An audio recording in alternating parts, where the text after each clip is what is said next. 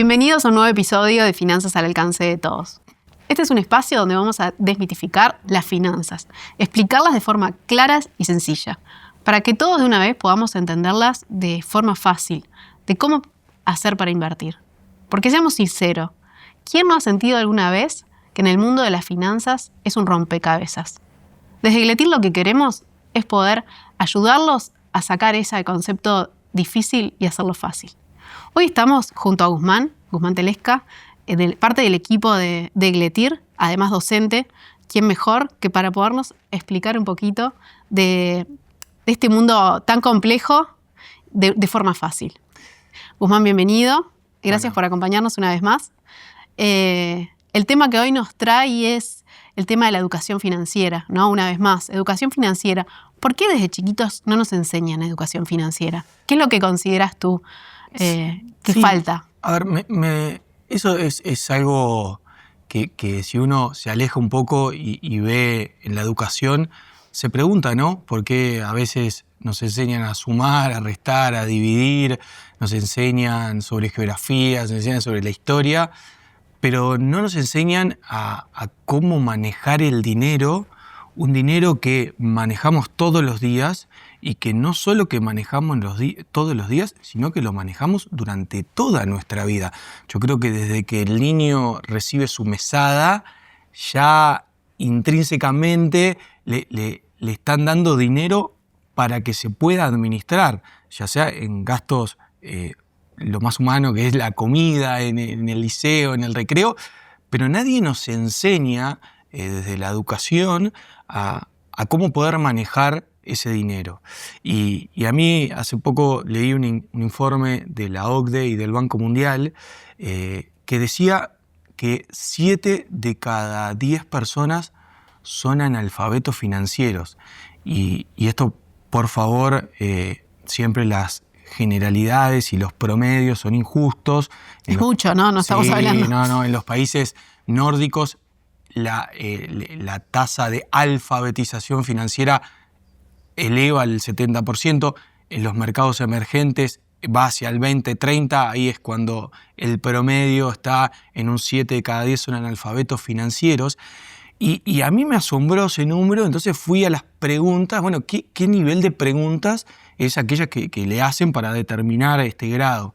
Y eran preguntas, por ejemplo, de interés compuesto, de lo que es el interés simple, de lo que es diversificación, de lo que es inflación, de lo que es riesgo, de lo que es retorno.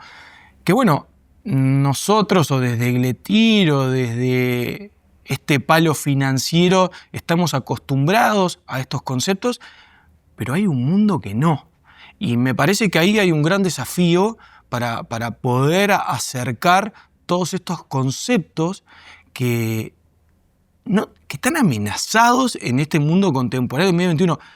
No solo la falta de concepto, sino que hoy en día tenemos, a mi entender, dos amenazas bien claras.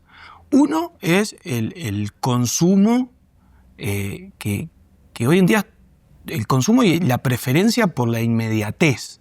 Y esto es algo que la sociedad y las empresas lo saben. Y a ver, esta preferencia por el presente no es nada nuevo.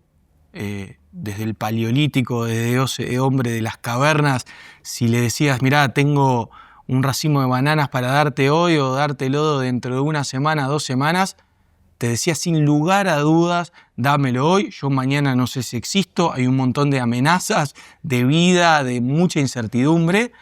Entonces, este sesgo al presente es algo que acompaña a los humanos desde hace mucho tiempo. Pero hoy en día la comunicación visual... Estamos bombardeados por la comunicación, por la inmediatez, como decís, por la cantidad de ofertas que hay de lo que quieras como lo quieras, que hace que, obviamente, ¿no? que se gaste más de lo que uno tiene, de generar problemas de endeudamiento, de un montón de temas que vamos a ir tratando durante este espacio, que está bueno bajar la tierra y concientizar a las personas, ¿no? Porque en el día a día uno entra en la rosca y no se da cuenta. No, totalmente. A ver, ¿quién no ha visto en las últimas 48 horas un compra ahora y la segunda es a mitad de precio, o compra sin intereses, y nadie hace muchas preguntas acerca de si es intereses o hoy 20% de descuento. ¿Realmente hay un 20% de descuento? ¿Cuánto estaba hace una semana? Y todo eso son cosas o sesgos emocionales que el mundo utiliza justamente para bombardear y esos conceptos que hablamos hace un ratito, ¿no? Y todo va contra esa disciplina que tenemos que tener para posponer consumo presente para una recompensa en el largo plazo que también es para mí. Pero a uno le cuesta a veces pensar y posponer consumo presente por recompensa futura. Y está bueno poder entender que esto existe, que tenemos esa preferencia al presente, pero que ese yo del futuro nos está esperando también. Y tenemos que posponer para ese yo del futuro. Rebobinando un poco para atrás, ¿cuáles considerás que dentro de estos temas de educación financiera son los conceptos claves que uno tiene que entender como para poder empezar a organizarse o planificarse?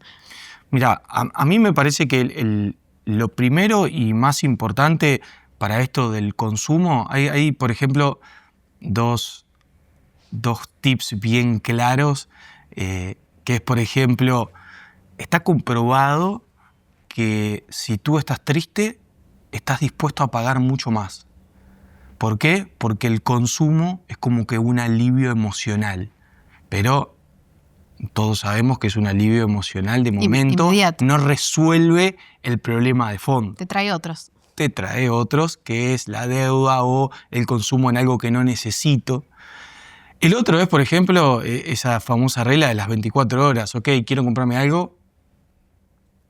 Bien, tengo las ganas, tengo el impulso, tengo el deseo, espero 24 horas, paso, pienso, sigo con el mismo deseo, ok, si ya me lo planteo 2 veces, 48 horas, y sigo con el mismo deseo, ok, esto lo necesito, lo quiero, lo compro. Entonces esos, por ejemplo, 2 tips bien prácticos para poder tener como primera barrera de escudo a ese bombardeo de consumo que tenemos y que estamos hablando. ¿Y la segunda amenaza cuál vendría a ser? Bueno, la segunda amenaza, que es una amenaza, me animo a decir, mundial, Uruguay no está ajeno a eso, es el tema de que la expectativa de vida ha ido aumentando y entiendo que va a seguir aumentando porque, como todos dicen, una de las áreas donde más va a recoger la eficiencia de la inteligencia artificial es la medicina. Por lo tanto, uno puede pensar lógicamente que la expectativa de vida viene aumentando y va a seguir aumentando, sino que esto se cruza también con hay menos aportantes. Entonces, evidentemente, los sistemas de pensión del mundo están en problemas o están en niveles donde hay que replantearse cosas. Y más aplicado a Uruguay, la tasa de reemplazo, ¿qué quiere decir esto? La tasa entre lo que venía cobrando mientras que tenía sueldo y era un asalariado y lo que paso a cobrar luego cuando te retirás o te jubilás. Cuando te jubilás, hoy en día la tasa de reemplazo, dependiendo del caso, está entre un 50 y un 60%. Mucha la diferencia, ¿no? Como venía con 100 y paso a tener 50 o 60. Bueno, ¿qué pasa con ese 40 restante o con ese 50 restante? El Estado no me lo va a pagar. Por lo tanto, este yo del presente, se va a tener que empezar a preocupar por ese yo del futuro y cuanto antes arranque a preocuparme, mejor. ¿Para qué? Para mantener el nivel de vida o para seguir bajo los mismos términos de consumo, etc. Pero es un problema del futuro que ya lo estamos viendo hoy. Entonces, bueno, esto del consumo, de todo el tiempo estamos bombardeados, y esto de que hay un problema latente en ese futuro que es mío, bueno, son 2 temas que cuanto antes arranquemos a visualizarlos y a entenderlos, yo creo que más provecho vamos a sacar y de una mejor forma lo vamos a afrontar. Claro, el tema, como veníamos hablando, ¿no? La inmediatez a veces te lleva a no pensar en ese futuro y creo que es lo que estamos viendo en todos lados, ¿no? Que cuesta pensar en ese pequeño porcentaje a separar para pensar en una jubilación, para pensar en un complemento a la jubilación, ¿no? Que bueno, ¿qué aconsejarías tú a las personas para replantearse ese tema, para ayudarlos a replantearse ese tema? Bien, ahí lo que me parece fundamental es el punto cero, es no se puede gestionar lo que no se mide, lo que no se controla. O sea, yo lo primero que necesito hacer es agarrar un Excel y decir, bueno, me ingresa tanto, tengo tantos gastos, algunos son prescindibles, otros imprescindibles, y poder en el tiempo sostener esa conducta de controlar. Luego que controlo y que sé dónde se me va la plata, lo gestiono. Y ahí viene el segundo paso. Bueno, ¿puedo ahorrar? ¿Cuánto puedo ahorrar? ¿10%? ¿15%? A mí la historia ya me dice que puedo ahorrar 10-15%. Bueno, entonces cambio. Y lo primero que hago cada vez que cobro un sueldo es ahorrar eso que estaba predeterminado. Lo ahorro. Después lo siguiente va para el consumo básico, aquello que no puedo prescindir, que es imprescindible. Por ejemplo, alquileres, salud, comida. Bueno, eso son necesidades básicas. Por lo tanto, generalmente se dice, bueno, hay un 50% del ingreso que se va destinado a eso, un 15, 20, 5, 10, dependiendo de cada estructura familiar, eso que va al ahorro, y el resto categoría residual, algún gustito que nos podemos dar. Entonces, bueno, ese es el primer tips, o sea, 0, control, 1, ahorro. El primer tips es primero ahorro y después todo lo demás, con una gestión previa y un control previo. Lo otro positivo que tiene esto de llevar los controles, está comprobado que si nosotros etiquetamos, digamos, para dónde se va cada plata, nos cuesta después mucho más romper esas etiquetas, ¿no? y destinar fondos a otra cosa que no estaba predeterminada. Y otro tips que puede haber es, listo, no quiero controlar, no puedo, me cuesta, listo, comprometete a ahorrar 10%, 5, 15, sin importar la gestión. Cobro, lo primero que hago es ahorro, y después veo qué hago con el restante 80-90%. Siempre partiendo de que no existe endeudamiento, ¿no? Porque a veces uno se engaña con la tarjeta de crédito y las cuotas y es difícil, ¿no? Guardarte algo cuando estás pagando intereses con una tarjeta de crédito a plazo, ¿no? Porque eso a veces también cuesta uno darse cuenta. Totalmente. Y de vuelta, voy a engancharlo nuevamente con el problema de la inmediatez y de la preferencia por el presente. Los restaurantes saben que los primeros de mes están llenos y que al final del mes están vacíos. Y la plata es una sola. Y todos sabemos que cobramos 10 pesos por mes. Pero así todo no lo sabemos administrar en ese tiempo. ¿Y qué es lo que pasa? Consumimos la primera quincena y la segunda quincena nos quedamos sin cash. ¿Y qué recurrimos? A la tarjeta. Y a ver, la deuda de por sí no es mala, ¿eh? El problema es para qué la usamos. Si la utilizamos para generar una rentabilidad superior al costo que nos sale, ok. Si la utilizamos para algo de largo plazo, o sea, deuda de largo plazo con consumo a largo plazo, ok. Pero generalmente las deudas de consumo inmediato no son para consumo inmediato, no tienen ni una tasa acorde, ni estaría bien estructurarlas de esa forma. Entonces, ojo con eso de la deuda, y ahí es una buena administración, que no hay una buena administración sin control. Volvemos al paso cero. Bien. Y pensando un poco en la posibilidad de que sí estás ahorrando, creo que está bueno siempre volver al concepto de interés compuesto, ¿no? A mostrar un ejemplo de lo que implica el interés compuesto en un posible ahorro mensual. Sí, mira, ahí, y déjame volver, 0 control, una inversión, y ¿cuándo la inversión? Bueno, el mejor momento era hace 20 años, el segundo mejor momento es ahora. ¿Y qué es esto del interés compuesto? Es como que el efecto bola de nieve. Es que se generan intereses y ese interés se capitaliza, entonces se hace como que más grande lo que vuelve a generar intereses y así sucesivamente, y es ese efecto bola de nieve. Y Y hay un ejemplo bien claro, que es, por ejemplo, yo empiezo desde los 20 a ahorrar 100 e invertir $100 por mes a una tasa del 10%. Y después, otro caso es, arranco a los 30 ahorrando $100 e invirtiendo a una tasa del 10%. La diferencia de arrancar 10 años antes o 10 años después en la meta, a los 60, puede llegar a ser de $400.000. O sea, 10 años a los 60, o sea, 20, arrancar a los 20, arrancar a los 30, con respecto a los 60, puede ser de $400.000. Ese es el efecto del interés compuesto. ¿Bien? Y otra cosa es, bueno, ¿alcanza con ahorrar? No. ¿Y por qué? Hay que invertir. Sí, hay que invertir. ¿Y por qué? Por el efecto de la inflación. Todos sabemos y todos podemos darnos cuenta, vivimos en economías inflacionarias, sabemos que lo que hoy compramos a 100, que quizás dentro de 2-3 años lo compramos a 120. Y hay muy pocas economías ajenas a este problema económico. Entonces, creo que estos dos conceptos son claros para entender que no solo basta ahorrar, sino que hay que invertir. Y el siguiente concepto es diversificar. Y ahí hace poco escuché la diversificación no es en lo que inviertas, sino el cuánto inviertas. Si yo invierto todo lo que ahorré en una sola cosa, ahí el riesgo es mucho. Hay que meter todos los huevos en diferentes canastas. ¿Y esto por qué? Porque cuando uno invierte en futuro. Y el futuro es incierto. Es incierto por definición.